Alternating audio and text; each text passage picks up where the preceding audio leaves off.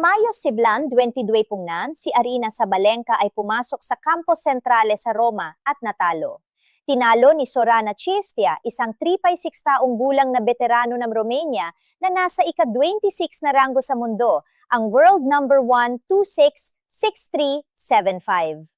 Ito ang unang tagumpay ni Chistia laban sa isang world number 1 at tinapos nito ang 17 magkakasunod na torneo ni Sabalenka na umabot man lang sa quarterfinal, isang takbo na inilarawan ng mga record book bilang walang kapantay sa modernong panahon. Ngunit ang stadium ay nagkwento ng isang kwento na ayaw ikwento ng WTA. Hindi isang kwento tungkol sa tennis, isang kwento tungkol sa kapangyarihan, pera, at kung para kanino talaga itinayo ang esport na ito. Dahil sa eksaktong parehong torneo, sa isang mas maliit na court na walang fanfare at walang prime time slot, si Alexandra Ayala ay walang problema sa attendance. Si Ayala ay may problema sa overflow. Ang arkitektura ng ilusyon. Para maunawaan ang tunay na nangyayari sa Roma, kailangan mong maunawaan ang arkitektura ng ilusyon ng Foro Italico. Ang Campo Centrale, ang pangunahing stadium ng Roma, ay kayang tumanggap ng mahigit 10,000 tagahanga. Ngunit ang mga upuang makikita mo sa bawat broadcast frame, ang mga lower box sa likod mismo ng mga manlalaro, ay hindi mo magagamit. Hindi ito magagamit ng karaniwang tagahanga ng tennis sa anumang presyo. Ang mga upuang yon ay nakalock sa loob ng mga multi-day corporate hospitality package na nakalaan para sa mga sponsor at mga individual na may mataas na net worth na sa mga sesyon sa umaga at unang bahagi ng hapon ay sadyang hindi sumisipot. At yan ang lumilika ng epekto ng multo sa stadium. Mga seksyong nakalista bilang sold out, mga seksyong pisikal na walang laman. Habang nasa itaas nila sa mas matataas na baitang, ang mga tunay na tagahanga, ang mga nagbayad ng €319 para sa isang day session noong 2023 ay nanonood ng isang world number 1 mula sa malayo, habang ang mga corporate box sa ilalim nila ay danap na walang laman. Pansapit ng 2026, naging malupit ito sa ekonomiya. Ang mga sesyon tuwing linggo ng umaga sa pangalawang merkado ay nagsimula sa $357. Ang mga sesyon tuwing Miyerkules ay umabot sa pinakamataas na halaga sa €862.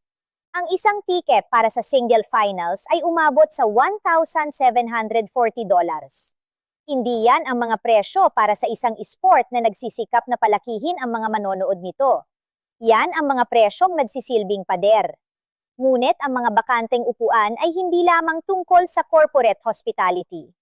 Mayroong sistema ng pag-i-schedule na sadyang kumikilos laban sa produktong dapat nitong ibenta. Ang bitag ng pan-i-schedule. Ang mga tagapag-organisa ng paligsahan sa Roma at sa Roland Garros ay may dokumentadong ugali ng pagtatala ng mga laban ng kababaihan sa marquee ng 11. Iyon ay tamang-tama kapag dumarating pa ang mga lokal na manonood. Kapag hindi pa rin natitinad ang mga manonood. Kapag ang mga lower box na nakareserba na ng mga corporate account at walang balak na magpakita hanggang hapon ay walang laman sa broadcast frame para mapanood ng buong mundo. Kunin natin ang quarterfinal ni Sabalenka sa French Open 2026 laban kay Zheng Qinwen. Nagsimula ang laban noong 11 sa Court Philippe Chatrier na may 15,000 upuan. Ang mga nasa mababang antas sa mismong mga salita ng torneo, halos wala ng tao. Sinabi mismo ni Sabalenka, "Sa tingin ko ay mas makabubuting ilipat ang ating laban ng medyo mas huli. Mas maraming tao na lang sa mga stand ang nanonood ng mga hindi kapanipaniwalang laban na ito." Kinilala ni Emily Mauresmo, direktor ng French Open, ang issue, ngunit malaki ang naitulong ng kanyang paliwanag. Ang best of 5 matches ng mga lalaki ay nadaalok ng masulit na pera para sa mga high-revenue night sessions. At kaya nagpapatuloy ang siklo. Ang mga laban ng mga babae ay napupunta sa mga low-visibility morning slots na lumilikha ng blankong imahe ng stadium na pagkatapos ay ginagamit upang bigyang katwiran ang pagpapanatili ng mga laban ng mga babae sa mga parehong slots na iyon. Ginagamit nila ang kanilang sariling pangtabigo bilang ebidensya at nariyan din ang pisikal na aspeto na hindi masyadong pinag-usapan ng sinuman. Nanhihina na ang katawan ni Sabalenka sa Rome. Inamin niya ito mismo sa kanyang press conference pagkatapos ng laban. Pakiramdam ko ay nililimitahan ako ng aking katawan sa pagganap sa pinakamataas na antas.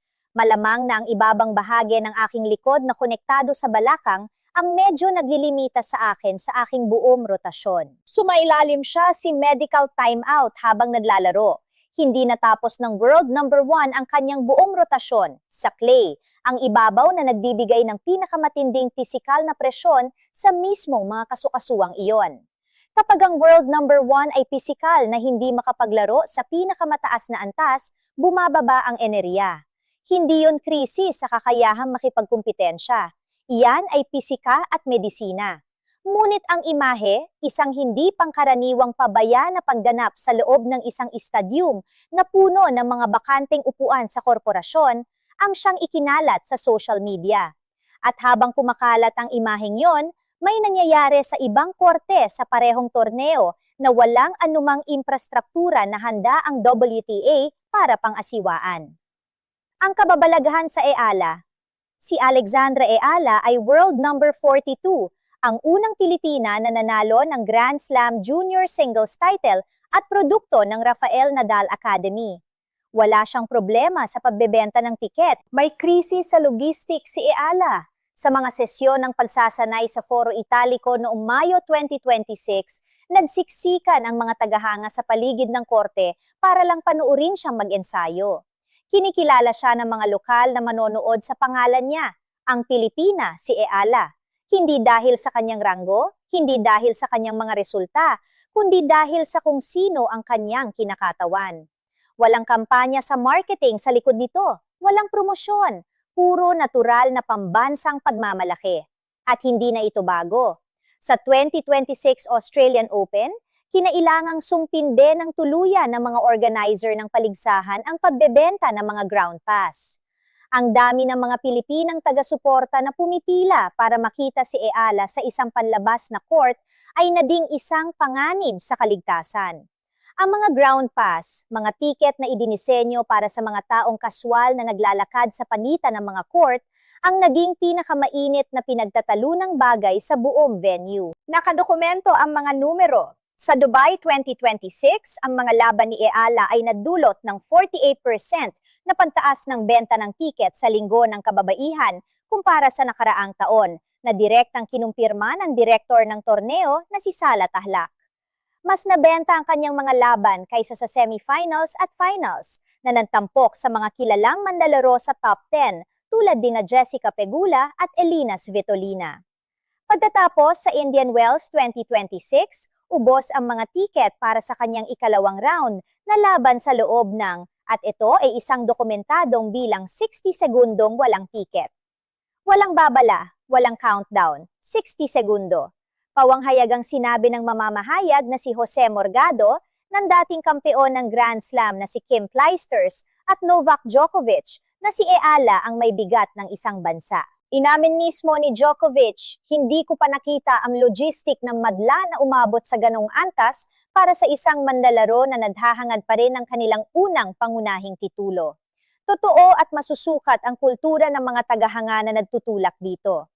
Ang mga komunidad ng Pilipino sa buong mundo ay nag-oorganisa ng mga panonood ng grupo at nagpaplano ng mga hapunan kaugnay ng kanyang mga laban. Si Eala mismo ang nagsabi, "Pinangarap ko lang na palaguin ang tennis sa Pilipinas. Ngayon, nagdadala ko ng isang bagong madla sa tennis sa buong mundo." Ang komersyal na irasyonalidad. Pantangbalin ang dalawang numero. Ang world number 1 na si Aryna Sabalenka may hawak ng pinakamahabang aktibong quarterfinal streak sa modernong tennis ay nakakuha ng 15,000-seat stadium sa ganap na 11 a.m. habang ang mga corporate box ay walang laman at ang mga totoong tadhana ay nagbabayad ng $357 para manood mula sa mas mataas na tier. Ang world number 42 na si Alexandra Eala ang naging sani ng suspensyon ng pagbebenta ng Grand Slam. Naubos ang isang second round match sa loob ng 60 segundo at nakabuo ng 48% na pagtaas ng tiket sa isang torneo na nalampasan ang benta ng sarili nitong finals. Sa pagpapadala kay Eala sa Court 7, tinatanggap ng WTA ang napakalaking demand at ginagawa itong panganib ng siksikan. Kasabay nito, halos walang tao sa Campo Centrale at nakukuha na ng litrato sa ganoong paraan. Ginagawa lang nila ang krisis at sabay-sabay na iniiwan ang pera sa mesa. Ang modelo ng alokasyon ng korte batay sa ranggo ay binuo para sa isang mundo kung saan ang ranggo ay katumbas ng popularidad. Pinatutunayan ni Ayala na ang ekwasyon ay sira. Ang mga organikong pambansang kilusan ay hindi akma sa isang modelo ng pag-i-schedule batay sa ranggo. At ang sariling datos ng kita ng Roma ay lubos na sumasalungat sa naratibo. Ang kita bago ang pagbebenta sa Roma noong 2024 ay umabot sa €196,000, isang 11% na pantaas kumpara noong 2019. Halos 79,000 tiket araw-araw ang naibigay. Nariyan ang mga tagahanga, nariyan ang pera. Ang demand ay dokumentado, may numero at may timestamp. Ang pag-aalsa ng manlalaro sa eksaktong sandali na nagaganap ito sa mga korte, may nangyayari sa kanila na nagpapakita kung gaano kalalim ang diferensyang ito. Ipinagdiwang ng WTA ang isang 400 milyong pantaas ng kompensasyon na nakatagdang ipatupad sa susunod na dekada na binalangkas bilang isang makabuluhang hakbang tungo sa pansasara ng agwat ng premyong pera sa pagitan ng tenis ng kalalakihan at kababaihan. Ito sana ang magandang balita. Pagkatapos, 21 sa mga nangunggunang manlalaro sa mundo ang pumirma ng isang formal na liham ng karaingan, hindi mga reklamong hindi nagpapakilala, hindi mga post sa social media. Formal, nilagdaan, isinumite. Itinaas ng mga manlalaro ang karga sa pani-schedule, ang pisikal na gastos ng isang lumalawak na kalendaryo at ang mga hindi pagkakapantay-pantay sa istruktura sa pantatalada ng korte at pag-access sa prime time. May mga dokumentadong ebidensya na kahit si Sabalenka ay muntik ng ilipat sa isang pangalawang korte, pabor sa mga lalaking bituin, sa mga kadanapang sabay-sabay na sinira ang mga rekord ng pandalo sa lahat ng oras.